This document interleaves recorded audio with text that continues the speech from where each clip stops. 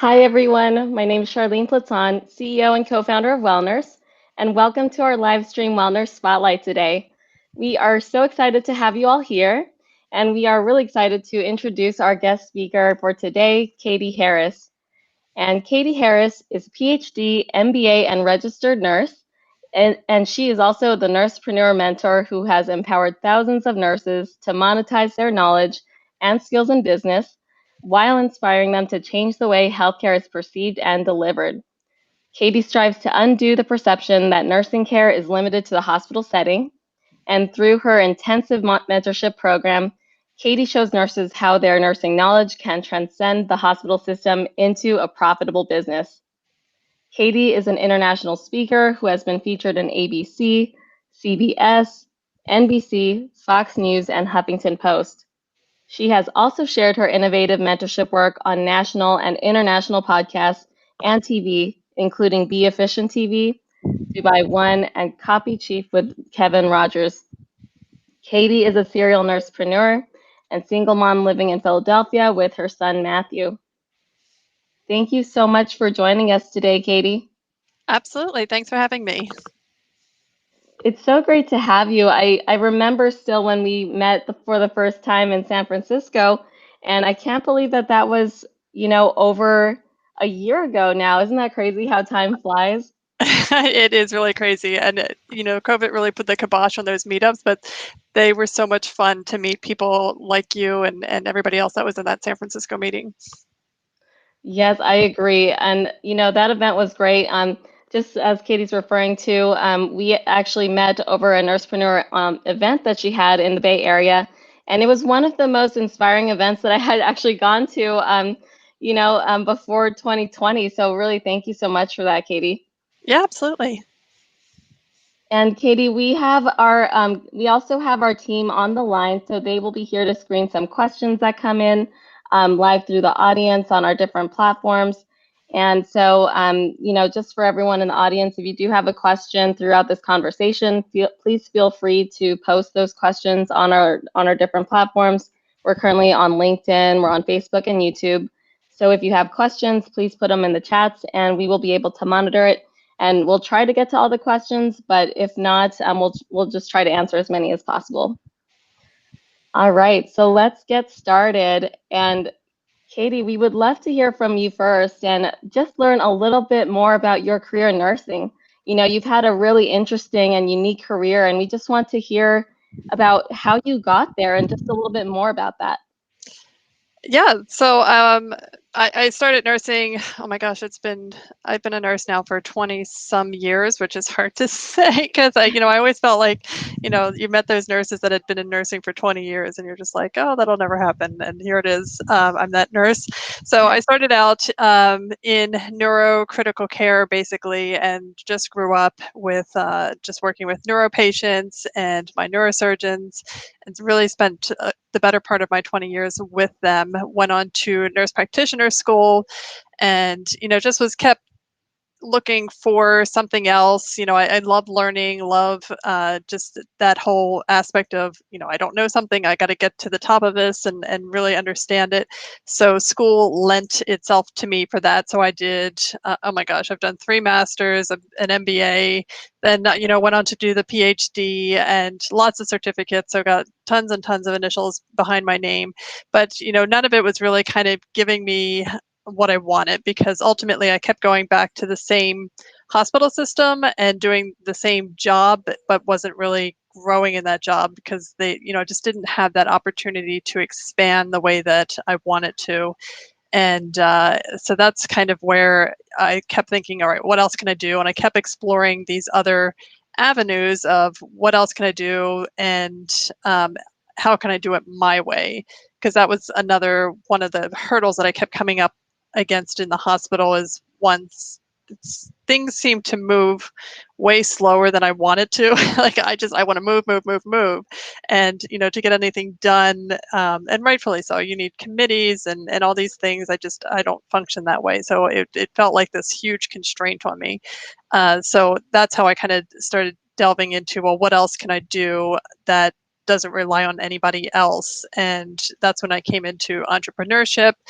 At the same time, I had been hired by Walmart in their corporate headquarters to recruit nurse practitioners into the clinics that they were building down south in South Carolina, Georgia, Texas.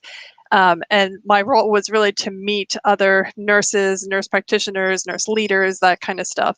And that really opened my eyes because I started meeting all of these amazing nurses who had their nurse practitioner, they didn't have their nurse practitioner, but they had really cool jobs, or they had created really cool jobs for themselves. And I was like, oh my gosh, like, what have I been doing? Like, there isn't just one path for a nurse or a nurse practitioner, and you don't just have to stay in the hospital. There's so many other things. And what I realized was that all of these people, they went and did what it was that they wanted to do, whereas I was sitting there waiting for something to happen to me. And that was kind of the big difference. And that's where I took the shift and said, okay, the opportunity might not fall in my lap. I got to go out and find it and look for it. And that's what I did. Right. Thank you so much, Catie. I love that. You mentioned a lot of great things there in this first question, and I think that this is really inspiring to nurses because these are things that they don't often hear, right? I mean, you mentioned earlier about the whole just trying to do different things and wanting to see what else is out there, and I really admire that. And I didn't even know about those different jobs with Walmart, and that's really awesome. And as a nurse practitioner myself, I mean, that's really cool to hear about these different avenues. And I do want to get back to what you mentioned about entrepreneurship because I know that that's now a really growing passion for a lot of nurses in the field today. And could you tell us a little bit more about that and how you came to find nursepreneurs and what that looked like for you and how that got started? Right. So I've had various jobs that I've created for myself in the past. So I've been a first assist in the OR, and I would outsource my first assisting skill set to various neurosurgeons and help them out, and had that business, and then would bring other nurses in under me as well. So had like these little side businesses, and so but the idea of helping other people with their businesses, I had been doing that on the side anyway. So I had friends that would, I used to love to just brainstorm ideas with them and come up with this stuff, and I'd come out with this huge plan that they could do, and we would write this all out on a napkin and stuff, and then of course nothing would ever materialize. And that was one of the things I'm like, why does this stuff never materialize? Like, because we're all excited about starting this business and stuff. But yeah, so just building from there, what happened with Walmart was one of the things that they asked me to do was to recruit nurse practitioners. So I thought, okay, well, maybe I'll start a blog. And at the time, I had no idea how to start a blog. So I went online and was looking for ways to start a blog. And what I came across was this blog money-making system. And I was like, I don't, how does somebody make money from a blog? This is so foreign to me. Like it was beyond the pale. So I ended up purchasing this course, and they talked about memberships and how you could do all of these things, and teach people what you already know and then sell something like this online. So that had really piqued my interest. And I started going to entrepreneur groups, and I would meet these entrepreneurs who would say, oh, I'm going to help so and so with this disease state, and I'm going to coach them or teach them all these things. And I thought, well, that's what nurses should be doing. Nurses should be health coaching. They should be helping people with their disease state or health condition, or just teaching the general public what they need to know about cancer and autoimmune diseases and all these different things that we have tens and 20,000 hours of experience and expertise in. We're the ones that need to be doing that. So that really kind of fueled my passion for it. Where are these nurses with all this expertise? What's happening to them? Where are they? And I need to round them up because we got a lot to do. So that was really where it kind of came from, and it stemmed from. And it's it wasn't that clear when I started what I was going to do, but that's what it's come to. In retrospect, that's what I was doing. That's amazing. And that's such a, I feel like that's such a progressive mindset too, because, with nursing, I feel like I just heard of the term. I mean, I just heard the term nursepreneur from you, and that was really the first time or one of the first times that I heard of that concept of a nurse being an entrepreneur. And that's so interesting, right? That it's kind of like a little bit more recent of a shift. And why do you think that is? I mean, how can we empower nurses to really own that capability and to step outside of this box that nurses are typically placed into?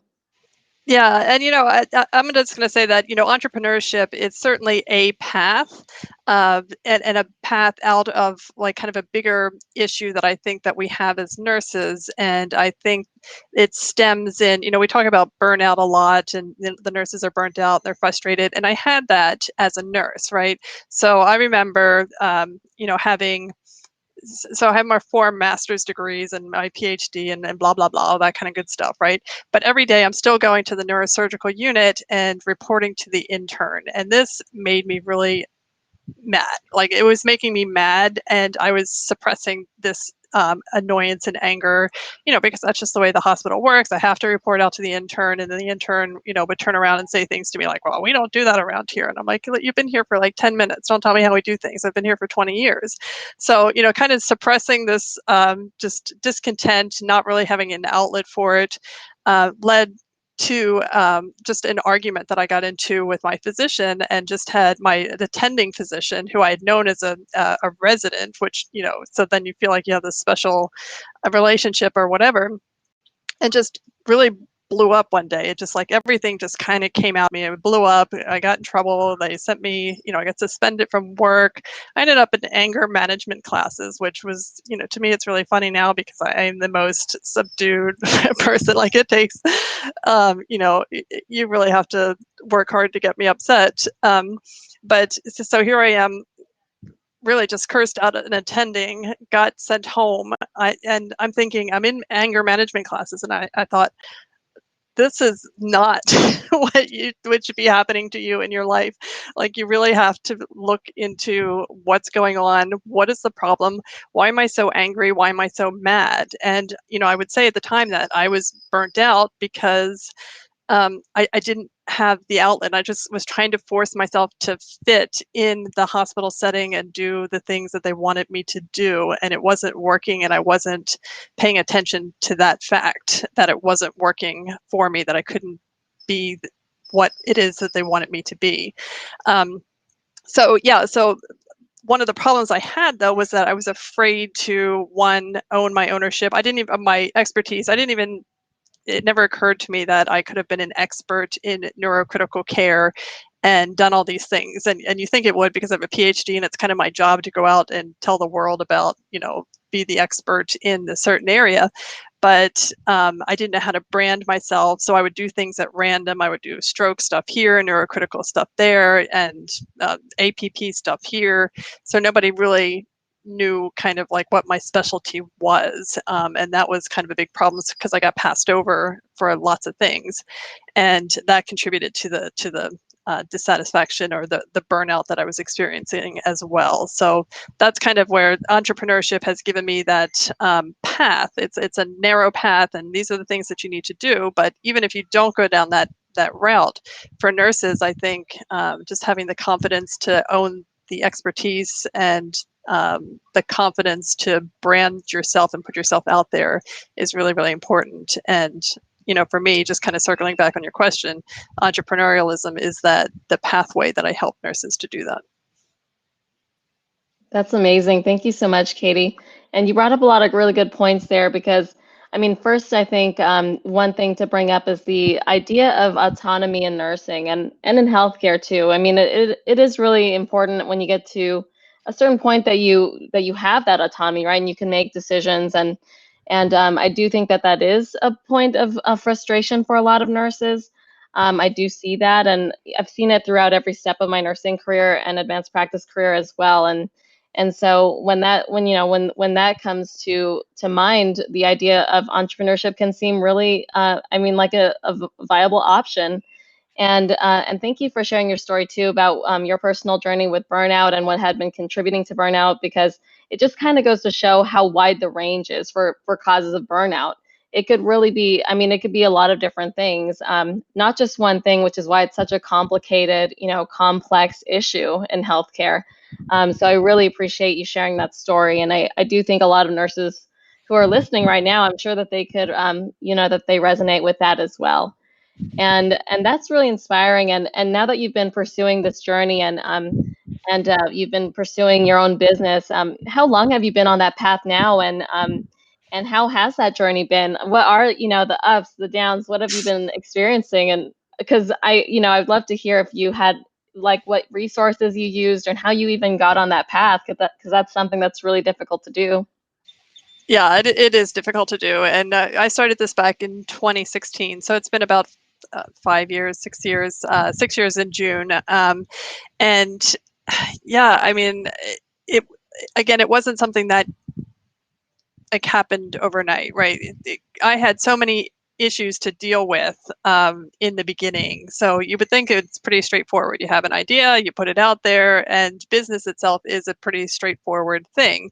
The problem is that we get in the way of it. So I had these issues of like, oh, well, I can't put my face on my website. I can't tell anybody it's me. I can't, I was worried about selling things to people. I didn't, how is this going to reflect back on me? What will people say? All that kind of stuff. So, I'm going to say the first 2 years I spent just learning, a little bit too much learning and not enough implementing.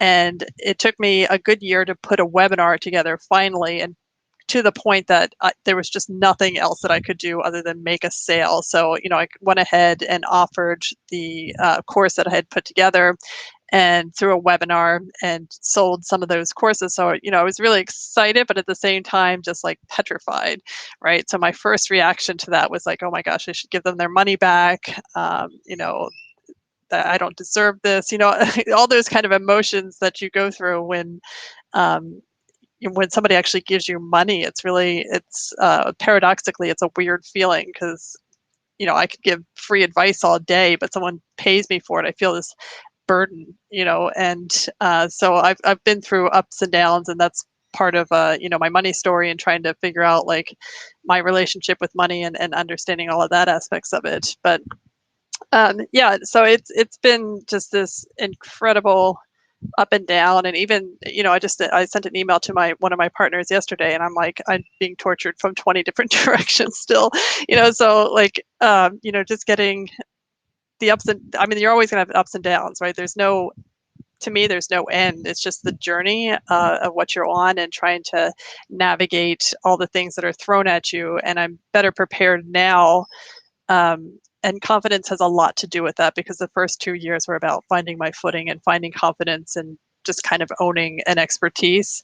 And now it's kind of like, I don't have those issues to the same extent anymore. And I can move forward with, how do I sell? How do I market? How do I brand what I'm doing so that it resonates with my audience?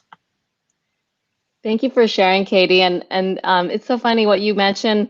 It reminded me of a conversation that I heard from Tanya Salmon. She's a registered nurse and a tech entrepreneur. And one of the quotes she told us about entrepreneurship was, "There are days when you feel like you're killing it, or days when you feel like it's killing you." So, and I thought Sure. that summarized entrepreneurship really well, because it is this roller coaster, and you do need the confidence. You do need, it is a journey that you have to go on, but I really appreciate you sharing your experiences with that. And do in terms of the selling and branding for nurses, I do know that nurses, I think just by nature, or just in terms of, even in their work as nurses, it could be hard to sell yourself or even sell your expertise to others in the healthcare profession. How would you push nurses to do that and to get their brand and their expertise out there? Because I could see sometimes there's hesitancy for nurses to do that and to kind of go against what they've might feel natural. So, any thoughts about that? Yeah, so we always try to reframe the selling to talk to nurses about, okay, so when you discovered your business idea, like one of the things that we do is talk about what their skill set is and what they like to do and what they're really good at. And then from there on, it's like we focus on the audience, like who is the audience and who are we talking to? And then what is the problem that they have, right? So then the whole business becomes solving that problem. So when you think of it in terms of, when you think of selling in terms of how do I solve your problem, it's not really about selling. It's about how do I help this person? How can I get this person to the next level?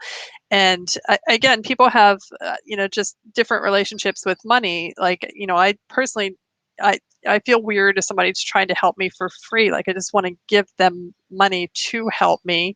And other people feel that way a lot of times too. Like, you could go out and do some stuff for free, and you should. I'm not saying you shouldn't. You definitely should have some of that aspect in your business, but you can't help as many people as you want to help if you're only doing stuff one-on-one, or you're doing it for free, right? Or especially if you're doing it for free.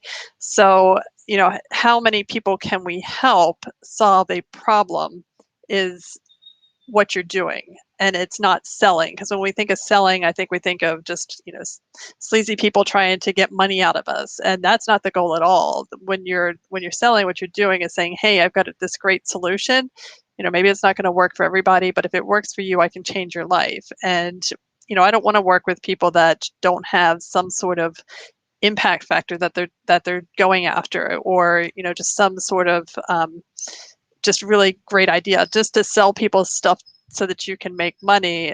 I don't want to work with those people. I want to work with people that want to change the world, change healthcare, change disease states, and then we can show you how to do it. And a big part of that is branding yourself so that people can know, like, and trust you, which is something we all know in marketing. But it's so true. Like, if I don't know who you are or what you do, I can't.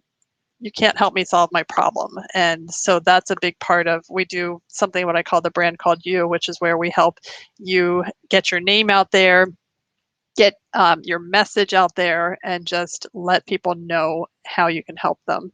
And then you're not selling, you're never selling, you're just telling people how you help. And then eventually they'll say, well, how much is this going to cost? And that's when the transactional piece happens. But it's never, to me, it's selling. It's persuasion and just helping somebody to solve what it is they want solved. Great, thank you. I love that reframing of the message. It really is, it comes down to the core of, nurses wanting to help others. And with this business, how can you help others? And I think that really helps with that messaging, and with, pushing yourself to go out there and talk to other people. I think that's a really great way to see it. And I also wanted to circle back, and I know you mentioned you had different things that you learned, and different resources that you pursued to help you on your journey in entrepreneurship. And I know that you have an MBA, and I've heard questions come up a lot about MBAs. And if you are an entrepreneur, do you really need one, or do you not? Or do you have any thoughts about that, given your education with an MBA, or anything you wanted to share about having that or not? Yeah, I would say about the MBA that it's definitely not needed. And in a lot of ways, the MBA, I've had to unlearn things from my MBA training, because to me, the MBA, it's training you to work in a corporate world, they'll teach you to write out a 5-year business plan. And I'm like, well, I don't even know if I'm going to be around in 5 months, let alone 5 years. I have no idea what a 5-year business plan looks like. So when you're first starting out, those principles of business that they teach in MBA school just are largely irrelevant, and they don't help. And there's very, very few schools of entrepreneurialism, which is why we learn a lot from marketers and online courses. I think there's a couple up in Massachusetts, but yeah, there's that entrepreneurship. Just the principles of it just aren't really taught at all. And I've done a couple of videos talking about how nurses are actually trained, from the nursing process to be entrepreneurs, because we work on shoestring budgets. We work with, we're very resourceful. We know how to delegate. We know how to critically think, and those are really the skill sets that you need for entrepreneurialism. And then just the ability to manage money and put it where it belongs. And some of it belongs in your pocket, some of it belongs in reinvesting in the business, and some of it belongs in purchasing things that will help the business grow. Right. Thank you so much, Catie. And Those are all really good considerations. I know that that is a pretty big topic, just like what education do I need? Do I really need to spend the extra money? You know, it's a huge investment when you pursue these different routes. And I see that we have some questions from the audience, so I'll go ahead and bring Catie in. And Catie, do you mind reading one of our questions here from the audience? Sure. Hi, Catie. Hi, Catie. So we have a question. This particular person is an entry-level RN/MSN working in clinical operations. Their experience is more operational with limited clinical bedside experience. In your personal opinion, do you think clinical bedside is necessary to succeed as a nurse entrepreneur or not? No, I mean, your experience will help you in various categories. But to me, it's like, how long would you stay as an OR nurse before you transition to labor and delivery? Like, it's not going to help you. That skill set that you learned there is not going to help you in labor and delivery. What you're looking for when you go out as an entrepreneur is a group of people that you like to work with, and then finding out what their problem is. And, that I think if let's say you're working with trauma patients or you're a trauma clinical nurse, you see what their problems are, and when they come back into clinic or if they come back to visit you, or you hear stories about what it is that they have problems with on the outset. And maybe you work in maybe you do some of the support groups and you hear, oh, I have trouble dating. Well, I mean, after a brain injury, or I have trouble with this or that, and you can start something along the lines of, let's do dating for brain injured patients. Just kind of making this up on the fly here, but that's something that you could do, that your clinical expertise led you to that problem, but isn't necessary to solve, if that makes sense.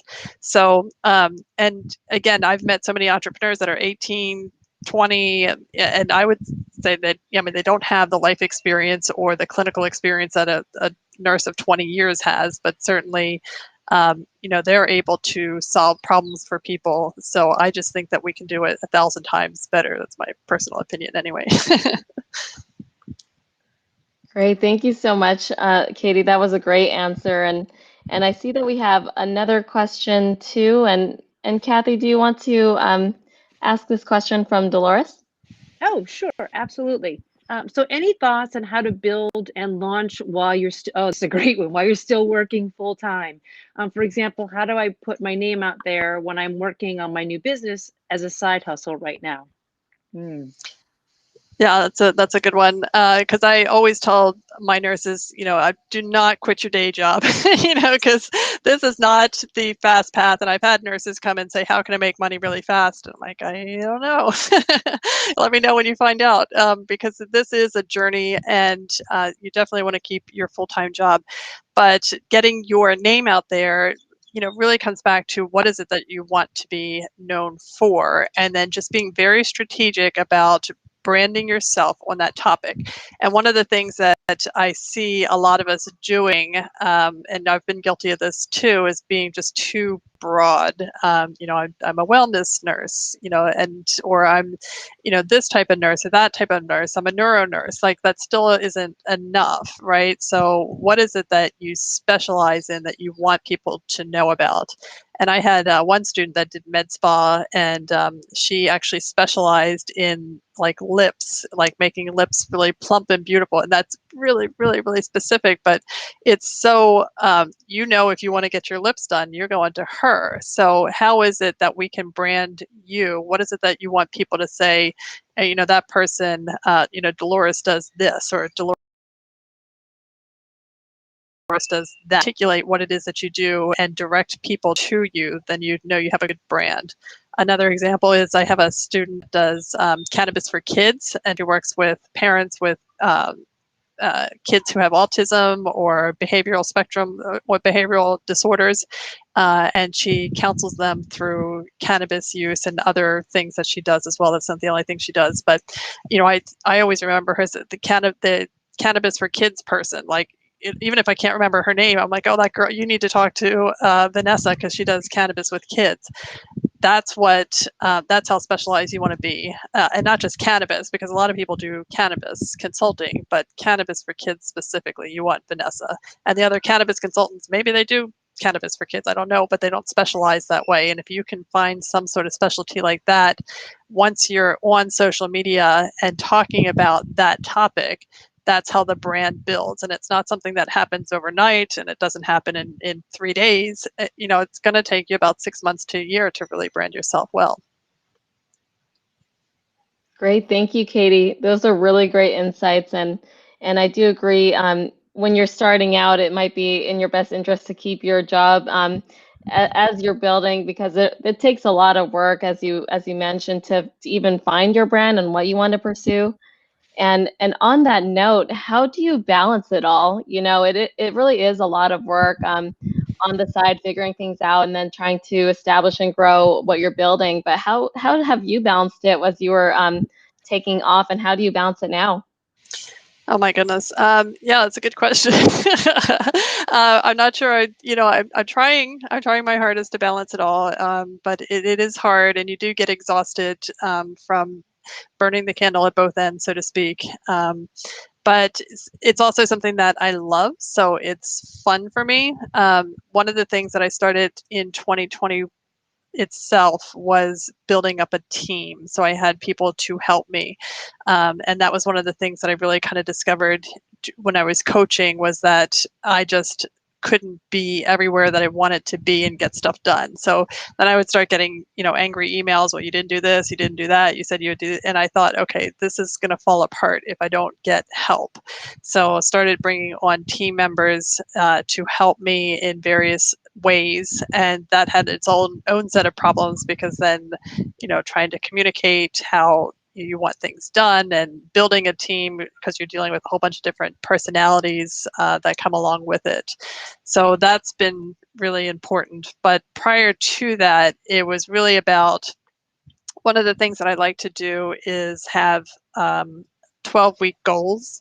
So in 12 weeks, you can do way more than you can if you say, let's say New Year's resolution. So you say, this year I'm going to lose 20 pounds and write a book. Like, it's never going to happen, right? That it's just not going to happen, because a year is too long. But if you want to have those goals in 12 weeks, you could map out exactly how it could or could not happen. And this is one of the things that I've done in my business. Like, okay, what is it that I need to do? I need to brand myself on Instagram and get 1,000 new followers. What am I going to do? How am I going to do this? And laying it out. So the big goal is get 1,000 followers on Instagram and lead them onto my email list. And then breaking it up into, all right, well, if I'm going to do this in 12 weeks, what are the milestones that I have to hit every week in order for this to happen? And when you do that, then you can say, okay, well, if I had to do this week, let me break it down into my calendar, and I need to be able to find an hour or two a day to be able to get this done, to reach the goal, the end goal, which is to get 1,000 followers on Instagram. So that's how I do it. And it's one of those ways that I'm looking at my calendar sometimes, and I'm like, there's no way this is going to get done on this day, because I've got these meetings and those meetings and this and that. And that's when you start seeing, like, you do have a limited amount of time. Whereas with a year, you think you have all the time in the world, but all of a sudden you realize your day is finite. You got friends and family to deal with. I'm a single mom. I got to make dinner, do laundry, all this stuff that all these other things that I have to do in addition to. So I like to try and keep my list small. And your business will move much, much slower this way. But if you're consistent and persistent, and you stick to getting 2 or 3 things done in your business a day, and that's when you know you're finished for the day, as opposed to, I've got a list that's 6,000 items long that it's never going to get done, and you're like, oh, I'll do it sometime or whatever. Just getting a little bit done each day, letting the business grow at its own pace, especially if you're working full time, or if you have kids or any other responsibilities in your life. That's really great advice. I know it's a really difficult question to answer, and that's something that I think is kind of a journey, something that you continue to work on. But I think that you brought up some really great points, Catie, and we have another question too from Chris Caulfield. So I'll bring in Jillian if you want to ask the question. Sure. Hi, Catie. Hi. So this is from Chris. He says, hi, Catie. Do you have any recommendations for easy wins while trying to brand your startup? Some types of media are hard to come by. Yeah, no, I definitely agree. So for me, some of the easier wins are to apply to be on podcast. And Chris, I mean, I've interviewed Chris before, and he's amazing. His products are amazing, and his just getting out and letting people hear the story. And even podcasts that have a really small following, it's still 50 more people, and that's where this process is slow and steady, because you're not going to call up Oprah presumably and get on the Oprah show. It doesn't exist anymore, but even if it did, something equivalent to it, right? And that you don't want that to be your first podcast anyway. But if you had the privilege of being in front of 20 people, even if there's one or two people in that audience that matters, that's all that is interested in what you're doing. That's what matters, right? So the easy wins for me are applying to be on podcasts, and it's simply just email the person who owns the podcast and say, hey, this is a story I'd like to talk about. And then other kind of things that we're working on now, even our Facebook business page, I'm looking, instead of having quotes or happy things on there, I've seen people use it as a storefront. Like, this is what's going on, this is how you get involved, and this is how you buy it. And to me, those websites are those Facebook pages are so like, yeah, just tell me. Like, I don't have the attention span to go through your 50-day email list and then discover what it is that you do. Just tell me what it is that you do, what problem you solve quickly, and let me buy something. And I've realized that I've made in the past, I've made my program so hard for people to find. Like, they're literally like emailing me, where can I find this? Like, tell me where I can find this. And I was like, this is ridiculous. I'm making this so hard. So simple wins is just having your offer out there, and a way to sign up for it or to pay for it or whatever that is. That's simple and easy to find. And again, the podcast absolutely is an easy way to get in front of an audience. You can certainly do press releases. I don't think they get as much traction for what you want to do, but they're easy to do. And if you need media logos, that's an easy win. Yeah. I would also say, if you want to, if you're into blogging or you want to put something out there on blogs, using a site such as medium.com and posting your blog posts there, because they'll get traction and they'll get a lot more views than your website if nobody's really going to your website yet, especially when you're first starting out. You want traffic. You got to go to where the traffic is. Right. And I really like how you framed that answer into just emphasizing doing a little bit at a time, because it's so easy to get caught up in these big lofty goals. But if we don't make these small incremental steps, then the progress will be really hard to make. It really sets us up for failure if we, have our goal to be on the Oprah show like by next year, or interview Oprah, or have her interview us by next year.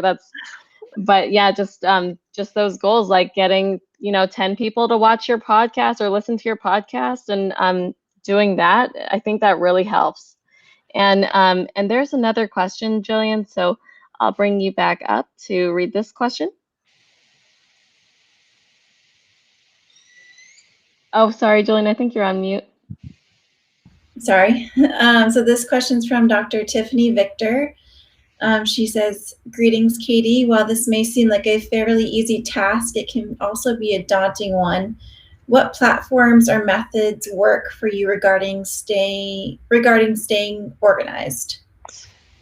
Yeah, that one's actually tough for me too, because I'm an ideas person and I'm not terribly organized, and it's a big problem for me.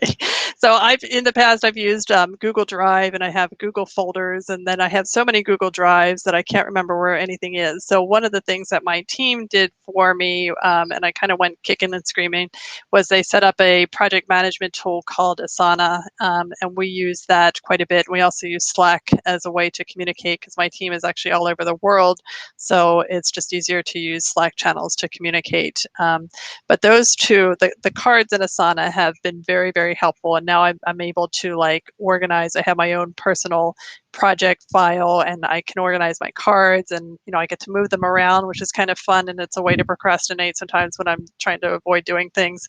But it's been very helpful visually for me to see the things that need to get done, the big projects that need to get done, and where they are in the space of things. Like, because before it was just kind of like, well, where are we with this project, or where are we with that project? And now I can see everything, and the team is able to like put notes in and what they're doing. But even if you don't have a team, even if it's just you, having something like Asana or Trello, I think it's another one that's really good, and they have free versions of all that kind of stuff, especially if you're a visual person, and I am a visual person. Having that type of layout is very helpful. The other thing that one of my team members introduced was the mind map, and I was like, the mind, it doesn't help me. But because I'm such a visual person, when they actually laid out the mind map for me, I was like, oh, wow, like, well, now I can see like this doesn't work, or this funnel doesn't work, or this, this is all disjointed here. So having a mind map, and there's certainly free mind map tools that are out there as well. But my default, my brain still wants to go back to Google Drive because it's easy. But like I said, it's a big black hole now of stuff in my Google Drive. Yeah, thank you so much for sharing, Catie. And as my team and I have been developing WellNurse, it is really, it's challenging to get organized and to find the best tool. I've used Asana before for different projects. It's really great in general. There's a lot of other new programs that are out there for helping to organize. Trello is great, like you said.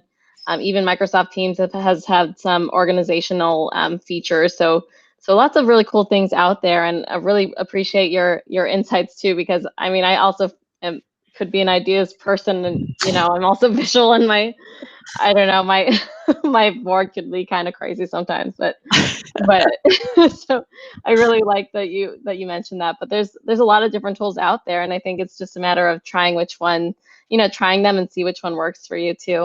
Yeah. No, I have like software fatigue at this point, because they'll say, oh, you want to try this? You want to try? I'm like, no, I don't want to try anything new. Like, I just, whatever works and whatever is familiar to me now that's why I think I keep going back to Google Drive. Mm-hmm. And someone asked in the chat earlier if this was going to be recorded. And yes, just to let everyone know, this is going to be recorded, and we will share this recording later. So thank you for asking. And I do want to switch the conversation back to self-care too, because during these wellness spotlights, we've been asking each of our guests about their journeys with self-care. And I know you shared a little bit too about your journey and experiencing burnout. And nowadays, how do you practice self-care, or how do you continue to practice self-care as a nurse and an entrepreneur? Yeah, for me, I want to say it's on the realm of meditation, but I don't do meditation in the way that you would typically think of something. Sometimes I just like to sit and stare for long periods of time. And it's weird, right? Like, people are like, what are you doing? I'm nothing. I just need to sit here and not think about anything, or going for long walks and not doing anything, or going to somewhere that has nothing to do with the project that I have on hand, just to clear the mind and just have something else on my mind. So that is a big part of it. And because I work so much, like all the time, and it gets to the point where my son's like, mommy's on the computer, she's always on the computer, and it's kind of a joke, but at the same time, I'm like, this is not a funny joke, because my kid is growing up associating me on the computer all the time. So I need to do something about this. So carving out that space where, when he gets home from school, and it's really hard sometimes, like I get twitchy, like putting my computer away, but it's something that I have to do, just to spend at least 2 hours with my kid before I start making dinner, doing laundry, and all these other things. And it's important. But again, and it's also important to just have the downtime, because if you're go all the time, like I said, I'm an ideas person. Ideas don't come to me when I'm actively working on stuff. The ideas come to me when I'm sitting around, like, counting coconuts, right? And I'm like, oh, you know what, that's, and then I take off from there. And that's a really important part. And it's hard to schedule that. It's like, okay, well, for 2 hours I'm going to stare at the wall or something, and it just never works out that way, because you don't have time. Like, nobody has time for that kind of stuff. So finding a way to turn off the computer, to shut off the TV, and just to kind of be is a big part of what I really have to force myself to do, because it's so easy to keep go, and that is the absolute recipe for burnout. Right, and I feel like a lot of that is true with entrepreneurship, especially because there's a lot of work that goes into it. You could easily spend, long days and nights working on growing your business and growing your product. And on that note, have you found any other? It sounds like just kind of dedicating time to to yourself and really being intentional about that has worked for you. And do you have any other suggestions for people pursuing their business, and if they are still working full time, how they might be able to prioritize themselves first?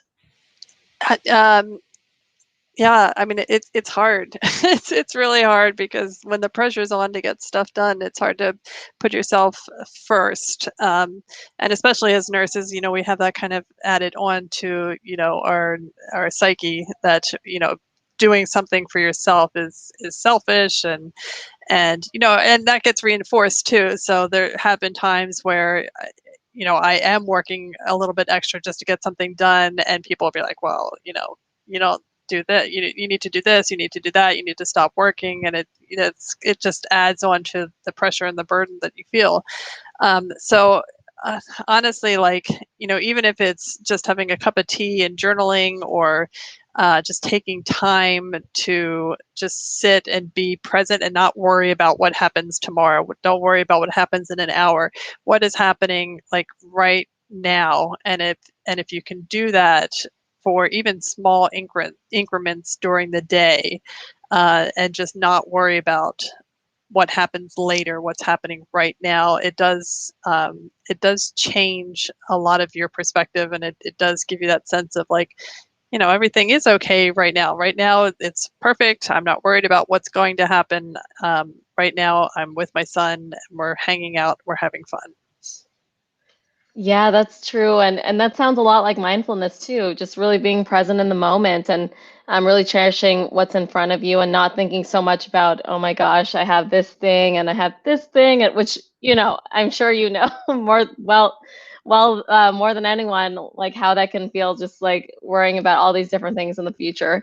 But thank you so much for sharing that. I do feel that even for myself, that's really great advice. Just taking things one step at a time, being really intentional, and just setting a small amount of time, even if it's 5 minutes, just to save for yourself and have that presence for yourself. And I also wanted to ask this question. With all that you know now, and with all your experience and the businesses that you have, the business that you've helped with, if you were to go back in time and to talk to your former self as a nursing student, what advice would you give to yourself? Is there anything that you would say to yourself then that you wish you knew now, or that you wish you knew then? Yeah, no, I mean, I guess what I really wish I had done, or had thought of, or had been guided to doing, was what, I would say branding now. Saying branding to a nurse sounds so kind of foreign, like, oh, like movie stars do that. I don't do that. But to be very intentional about the things that I was doing in neuro, because I could have done so many things. I could have gone down so many other paths and maybe had the same satisfaction in doing various things. But like, I feel like I was passed over for a lot of opportunities, because nobody really, I mean, I was a jack of all trades, and it's just kind of like, oh well, Catie can do it, but this person specializes in it, right? So I think just really learning a specialty, and I did do that later in my nurse practitioner career, where I really specialized in neurosurgery, and then specialized in OR, and then specialized in, like different aspects of the OR, and just kept niching down in that.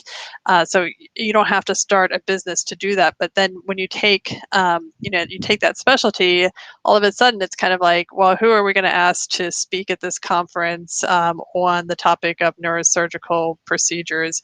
And it's like, well, Catie, right? Like that becomes obvious that you're going to do something like that. So, in that case, my LinkedIn would be like, neurocritical care or neurosurgical expert specializing in blah, blah, blah. Obviously it would have to be branded better than that.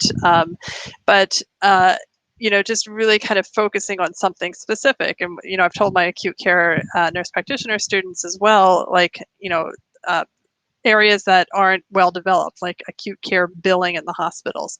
You focus on something like that, you're going to become the go-to person in that space very quickly, because there's not a whole lot of people in there. And if you're writing about it and all your efforts lead towards, like, how do we bill as nurse practitioners in the hospital, people are going to ask you to come talk. You're going to develop some sort of methodology. I mean, you're solving the problem actively as it's occurring.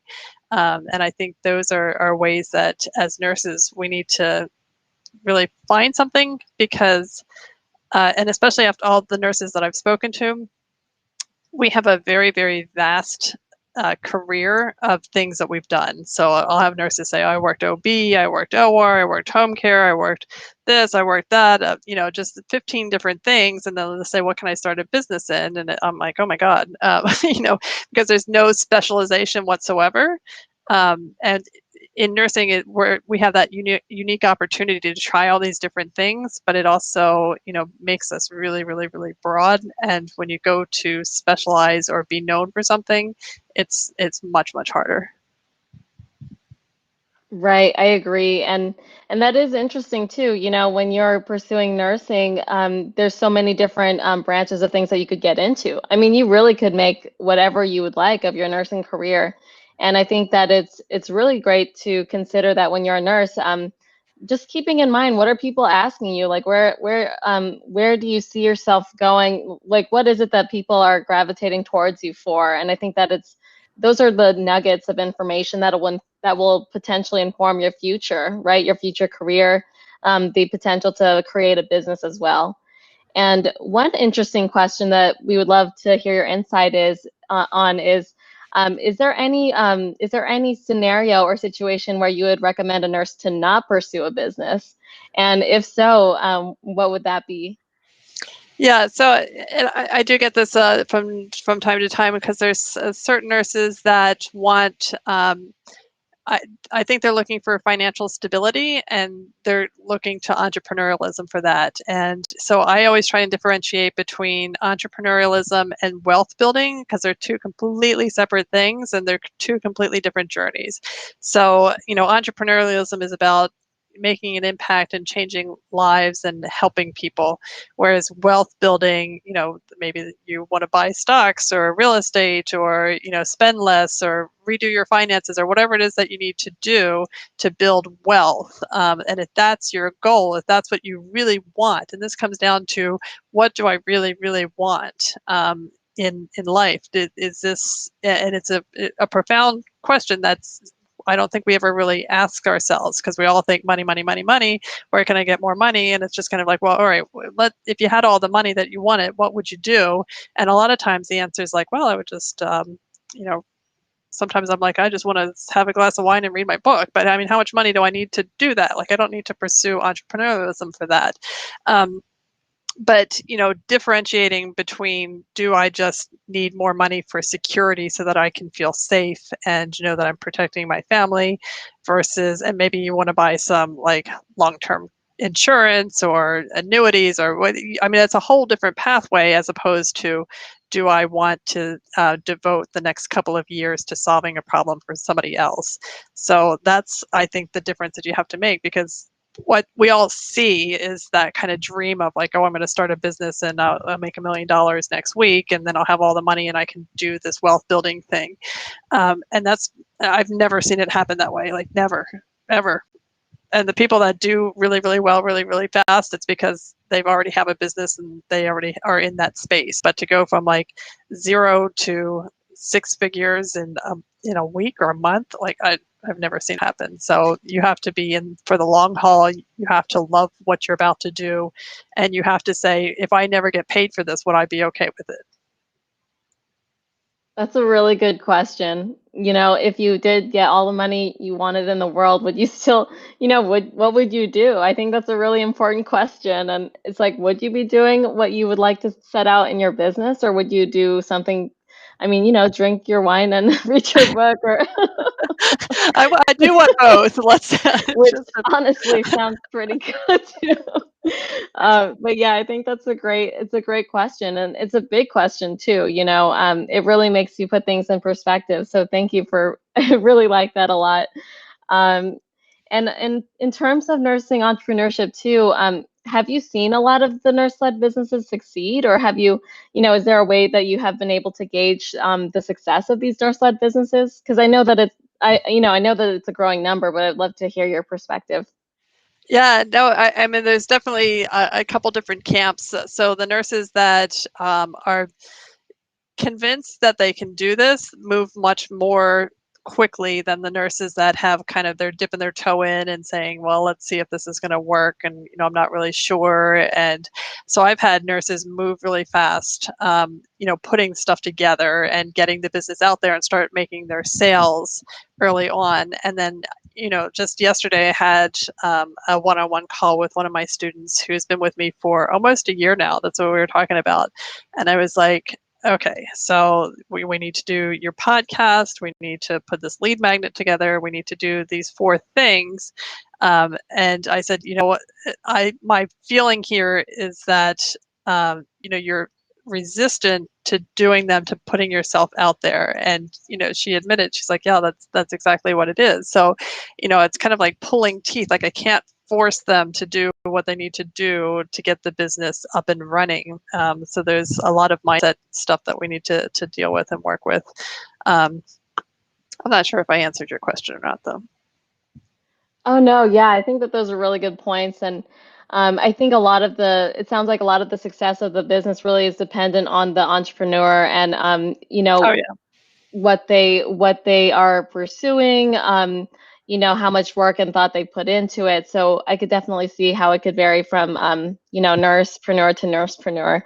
And we're almost at time, which is, this is a really amazing conversation, and I can't believe it's already the end of the hour. But is there any last words or parting words of wisdom that you wanted to share with the nurses who are on the call, or who are listening right now? And anything else that you wanted to share about self-care, or just any thoughts in general? Yeah, no, I would just say, if this is something that you really want to do, you get started. And one of the hardest parts, I think, about getting started is starting at square one. And you see everybody else looks like they're miles and miles ahead. But the truth is, if you take things little by little, step by step, don't make massive goals to, like I'm going to write my book next week. Use the 12-week goals to just kind of do something very like a big project for yourself that will move you into the direction of a business. But I would also say, like, you have to find the confidence and that unshakable self-belief that you can do it and that it's worth doing. And if you have that, it will work out for you, because you're not going to let a little barrier stop you from moving forward. You'll say, how do I get around this barrier? As opposed to, oh, there's a barrier, I'm just going to have to give up. And that's what entrepreneurialism is, because you'll get hit by barrier after barrier after barrier, and your job is to figure out how to get around it, over it, move it, whatever you need to do. And as long as you're persistent and consistent with that, you will be successful. Great. Thank you so much, Catie. That was a great piece of advice to end with. And just wanted to share a comment. One of our guests in the audience said that they could see the ocean in your reflection, and I just noticed that too. And I'm like, wow, that's goals for me, for us as well. But Thank you so much, Catie. This was a great conversation. We so appreciate having you on our guest spotlight today. And so thank you everyone for joining. We will continue to have our monthly spotlights, so please stay tuned and join us for next time. But thank you so much, everyone, and thank you, Catie. Thanks. Thank you. And oh, and sorry, Catie, where can everyone find you if they'd like to learn more about what you do? They can go to nursepreneurs.com. And that's all my social media handles are all at NursePreneurs. All right, perfect. So everyone go ahead and follow Catie on nursepreneurs.com. And thank you, everyone. We'll see you next time. Bye. Bye. Thank Bye. you.